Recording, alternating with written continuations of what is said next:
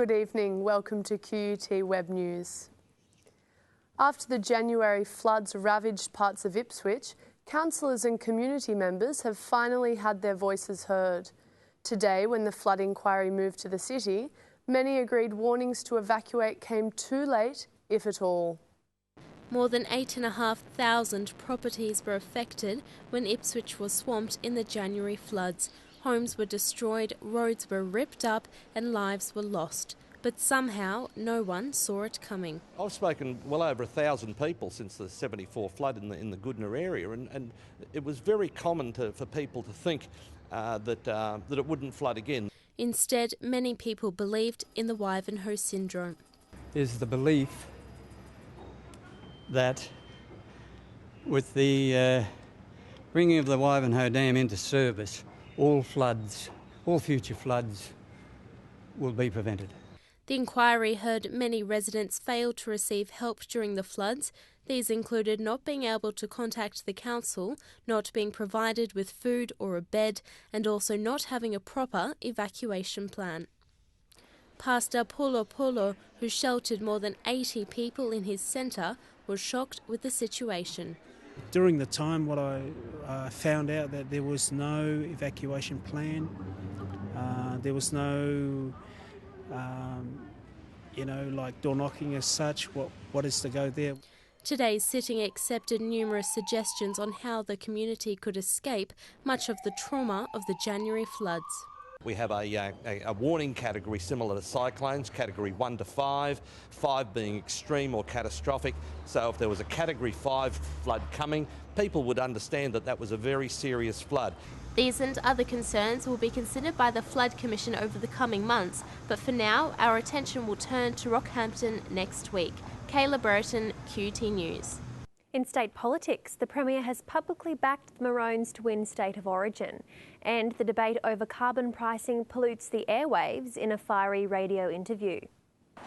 Anna Bligh hasn't had too many highs lately, but the Queensland Premier rose above the unfavourable polls when she climbed the Story Bridge for the traditional raising of the maroon flag ahead of next week's clash with New South Wales. What we're saying is there was another clash on terra firma where Opposition Treasurer Tim Nicholls attacked the Labor government over its plan to price carbon. If you want to pay more, if you want to see increase in cost of living and if you want to see a job-destroying tax put in place, then the Labor Party is for you.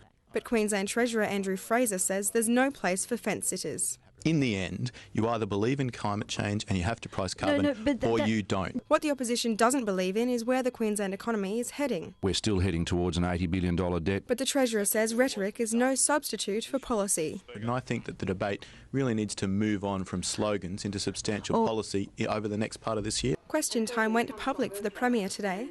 Climate change and sustainability were at the forefront of people's concerns.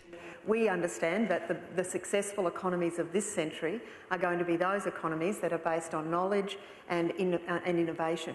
The Premier says Queensland is in a transitional period where the state is investing in other smart industries to sustain the economy.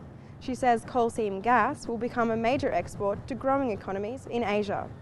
And they will be cleaner economies, they will be cleaner global contributors if they're using our gas. Zoe Noble, QUT News. Southbank is now one step closer to looking like the postcards of the iconic Brisbane landmark, and less like a construction zone. Truckloads of sand have arrived at the beach, with local businesses now restless to get the precinct back to its former glory. For the last 4 months, Southbank has been a beach without sand. Now they've got 3,000 cubic metres of it. Businesses are slowly getting back to their feet, and the precinct is awaiting the day the construction fences come down. Hopefully that day is not far away, but as I say, we're working literally around the clock to get the job finished. Initially, local businesses were told it was an 8-week job. Now they've found out it's going to take a lot longer. They told me it was going to be around the beginning of July, and my heart just sank, but it's just encouraging to see a bit more progress. The main problem with the recovery has been the weather. The lining in the pool requires 14 consecutive days without rain. We've been dependent on dry weather, and as you'd appreciate, we've had a very wet finish to summer and a very wet beginning to autumn. After the floods here at Southbank, local business took a big hit. Now, with restorations well on their way, The Southbank Corporation says business is up around its pre-flood levels. Late April, May have just started to pick up because the weather's sort of settled down. And the pool's kind of looking a little bit more attractive than it did in, in the first couple of months. Preparations are already underway to celebrate the pool's completion. Oh, I'm so happy to see the sand coming back onto the beach. When there was water back in the pool, we're going to have one hell of an ease up. So come down and enjoy. Ironically, what's missing now is water. Natalie Sprott, QUT News. Primary school students across Australia took to the streets today in the fight against childhood obesity. Walk Safely to School Day encourages children and parents to make walking part of their daily routine. In the olden days, it was normal for children to walk to school. Now, it's a novelty. Today's 12th annual Walk Safely to School Day was 2 lessons in one. It promotes road safety and regular exercise. Australians are fat and they're getting fatter, and one of the easiest ways we can keep our kids active and healthy is to get them to walk to school. It's about making exercise a regular routine. I think we're actually just trying to get them to put walking in as part of their daily activity. It's like you don't think about brushing your teeth or having your breakfast. Walking to school we think should be the same. It's the parents who take on the responsibility of teaching the children these lessons. It may not be an Education Queensland initiative, but there's no doubt the system supports it. There's been a 50% increase in Walk Safely to School Day participation since last year. Students at Fig Tree Pocket State School regularly adopt a healthy approach, but today's walk was a first. We're a participant in an active school travel program, so every week we actively travel to school, but we haven't done the Walk Safely to School, but everyone's just really enjoying it. And there's a reason for that. Yes, we just organised all the kids to wear some crazy socks today and to walk to school, and it's a fun, active way to get to school and of course to do it safely as well. This is one lesson these children are happy to learn. Lots of fun! Dominique Vihan, QUT News. Timber enthusiasts descended on the RNA showgrounds today for the Timber and Working with Wood show. From the inexperienced DIYer to the power tool professional, the stalls had something for everyone. The original planking was on display at the 18th annual woodworking show, with organisers expecting record crowds. Displays for every skill and specialty kept even the smallest spectators entertained. From the Solomons, a gift for a girlfriend, to Tasmania for the boating enthusiasts. After joining his son's business, Brian Fletcher now specialises in recycled timber. Environmentally friendly and economically favourable because it's and it also has a historical value, which makes it very difficult to replace or source. This shelf was once part of the old Hornibrook Bridge that connected Redcliffe to Brisbane. The fact that it's almost 100 years old and the quality of the timber is still durable speaks for itself. Coming out of the woodwork, self-taught artist Ryder Peterson says most of his pieces are based on personal experiences. This one, his wife, on their wedding day. It's very therapeutic. It's sort of like meditation. There were interactive displays for old hands to take part, but they weren't the only ones who wanted a go. Not limited to just the experts, the stalls and displays give crafty kids the chance to carve out their futures. We came with our school, just to experience all the woodwork and everything. Finding out what's available in the future and what you can do if it's sort of a hobby outside of school as well. They'll still need to whittle down at least a semester of study before building a career for themselves. And for the record kids... Planking is what I call you put on boats. That's what you call planking. Melanie Arnost, QUT News. When he played Origin football, Benny Elias often fired up Queensland both on and off the paddock. Now the blast from the past has done it again. Elias has been forced to apologise for his comments last night where he said the January floods will be nothing compared to the storm the Blues will create when they take to Lang Park on Wednesday night.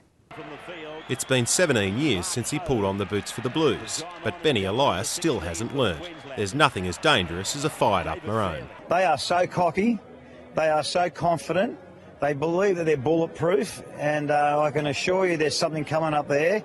They're going to make these floods back in Queensland days look like an absolute mimic when it comes to us coming up there. The former Blue has since apologised for last night's comments, but Queensland is unlikely to forgive or forget.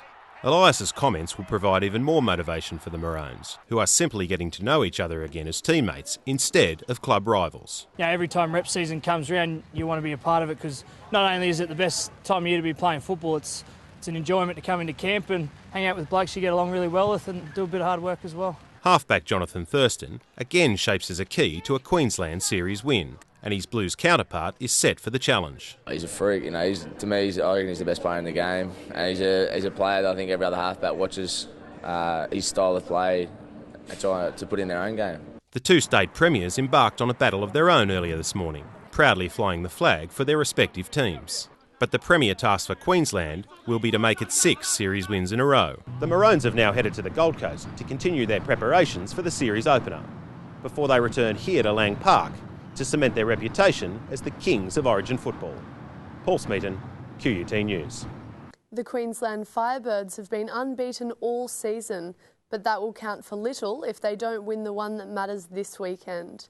In this year's grand final, Queensland takes on the Northern Mystics, a team they haven't lost to in 4 years. The heat is on and the Firebirds are determined. The ghosts of the past have been banished to the sidelines as the Firebirds take an impressive season record into the final game. The girls have won 15 straight games and say they've worked hard to put the disappointing performance of years gone by to rest. We were really honest with each other in what we thought, and everyone's really taken a step up and has been accountable. The Firebirds will take on their trans-Tasman rivals, the Northern Mystics. They too have added motivation. This is the first time the Mystics have made it past the quarterfinals. The Firebirds have had a fortnight to prepare for the grand final and are relieved it'll be played at home to a sellout crowd. The team made it their home court the hard way. A convention centre double booking meant the girls had to travel to the Gold Coast for the semi-final. Despite losing the home court advantage, they didn't lose the game, and now they'll hope to bring that performance back to where it counts the most. Natalie Sprott, QUT News. Time now for a look at the weather, with Brisbane experiencing another fine day, but there are a few light showers close to the coast. From our special time-lapse sky cam, we can see the beautiful morning in Brisbane, with a bit of cloud coming in just before midday until clearing up again later in the afternoon. Around the nation tomorrow, and Canberra will be off to a chilly start with some early frosts, and Adelaide and Melbourne can expect some strong winds, but the rest of the country will be mostly fine. Showers are expected over much of Queensland as the weekend progresses. That brings you up to date with the weather. And that's all the news we have for now, and indeed for this week. We'll be back on Monday with more QUT News. Goodbye. Goodbye.